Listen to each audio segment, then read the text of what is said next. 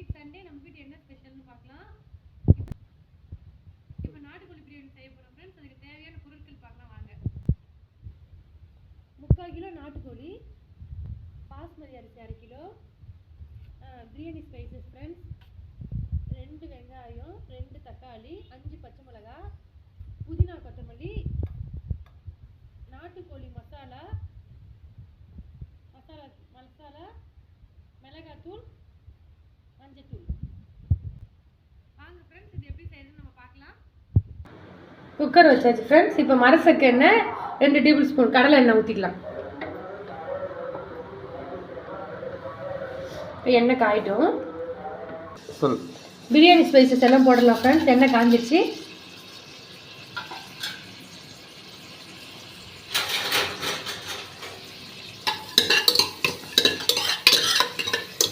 இந்த பிரியாணி ஸ்பைசஸில் என்னென்ன இருக்குன்னா பிரிஞ்சி இலை, பட்டை, சோம்பு, கிராம்பு இதெல்லாம் இருக்குது. நான் போட்டிருக்கேன். இப்போ இதை நான் அணங்கு போட்டுறேன். இப்போ இதில் வந்து பச்சை மிளகாய் 4 போடுறேன் ஃப்ரெண்ட்ஸ்.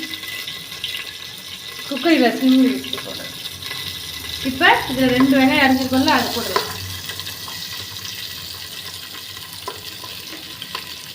பிரியாணிக்கு மெயினாக நம்ம வெங்காயம் நல்லா வதங்கணும். வதங்கினா தான் டேஸ்ட் நல்லாயிருக்கும். நல்லா வணங்கணும். வெங்காயம் நல்லா வணங்கணும் ஃப்ரெண்ட்ஸ். வெங்காயம் பொன்னிறமாக வணங்கிடுச்சு ஃப்ரெண்ட்ஸ். இப்போ வந்து தக்காளி போட்டுக்கலாம். 2 தக்காளி பழுத்த தக்காளியாக கட் பண்ணி வச்சுருக்கேன். அதில் நம்ம சேர்த்துக்கலாம். சேர்த்துட்டு ஒரு 10 நிமிஷம் நல்லா தக்காளி பச்சை வாசனை போகிற வரைக்கும் நம்ம வணக்கி விடலாம். பிரியாணிக்கு நம்ம எந்த அளவுக்கு எல்லாம் வணக்கிறோமோ அந்த அளவுக்கு டேஸ்ட் வரும் ஃப்ரெண்ட்ஸ்.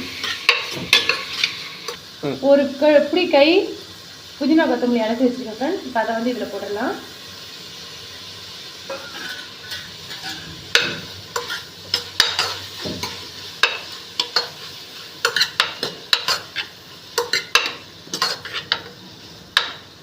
நல்லா இந்த ராஸ்மெல் போகிற வரைக்கும் வணங்கிட்டு இப்போ நான் அலசி வச்ச நாட்டுக்கோழி போட்டுக்கலாம் ஃப்ரெண்ட்ஸ்.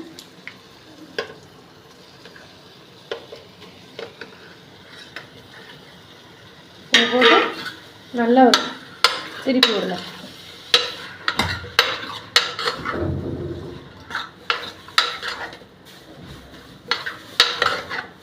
இப்போ வந்து இஞ்சி பூண்டு பேஸ்ட் வந்து ஒரு 2 டீஸ்பூன் அளவு இருக்கு போட்டுக்கலாம்.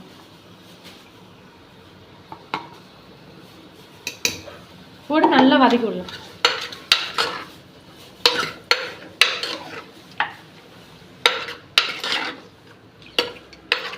நம்ம அரிசி எந்த அளவுக்கு போடுறோமோ அந்த அளவுக்கு சிக்கன் போட்டோம்னா நம்மளுக்கு டேஸ்ட் வந்து நல்லா வரும் ஃப்ரெண்ட்ஸ். இது எனக்கு எங்கள் ஹஸ்பண்ட் எங்கள் மாமா தான் சொல்லி கொடுத்தாரு இந்த பிரியாணி எப்படி செய்கிறதுன்னு. இப்போ வந்து உப்பு போட்டுக்கலாம். கொஞ்சமாக தான் போட்டிருக்கேன். திருப்பி நம்ம எப்படின்னு டேஸ்ட் பண்ணி பார்த்துட்டு உப்பு போட்டுக்கலாம். எனக்கு அதிகமாகிடுச்சுன்னா கஷ்டம் இல்லை, அதுக்காக தான்.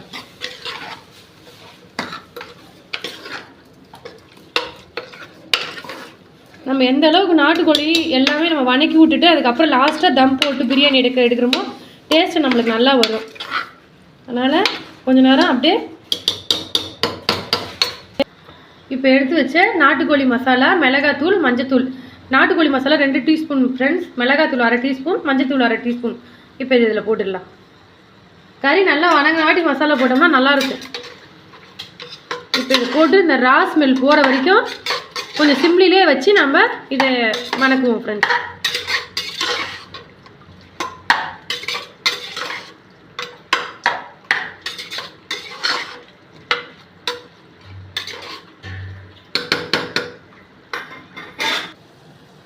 இப்போ இது நல்லா வணங்கிடுச்சு ஃப்ரெண்ட்ஸ். இப்போ ஒரு 2 டீஸ்பூன் அளவுக்கு நம்ம இதே நல்லெண்ணெய் அதை ஊற்றுறேன்.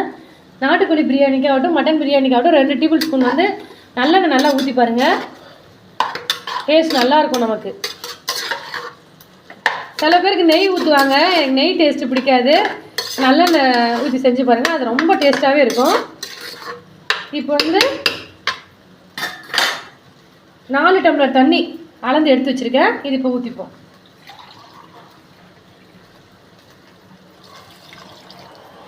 பிரியாணிக்கு தண்ணி தான் ஃப்ரெண்ட்ஸ் ரொம்ப முக்கியம். அப்போ தான் நம்மளுக்கு பிரியாணி நல்லா உதிரியாக கிடைக்கும். சிக்கன் போட்டிருக்கனால எல்லாம் ஒன்றுக்கு 1.5 வைப்பாங்க. நாங்கள் சிக்கன் போடுறதுனால கொஞ்சம் 1 டம்ளர் தண்ணி எக்ஸ்ட்ராவே வச்சுருக்கேன்.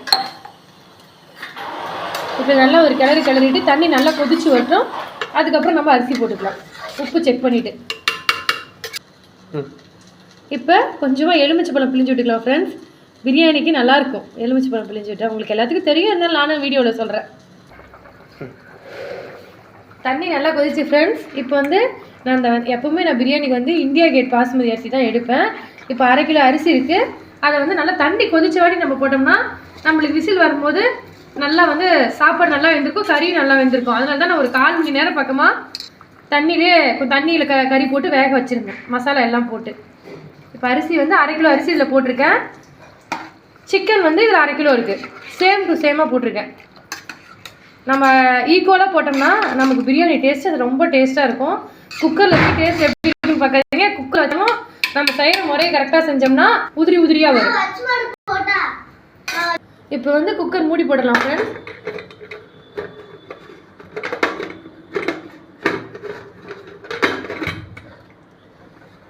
மூடி போட்டு நம்ம விசில் விட்டு வந்தோடனே உங்களுக்கு பிரியாணி எப்படி வந்திருக்குன்னு நான் காட்டுறேன். ஒரு விசில் விடுங்க.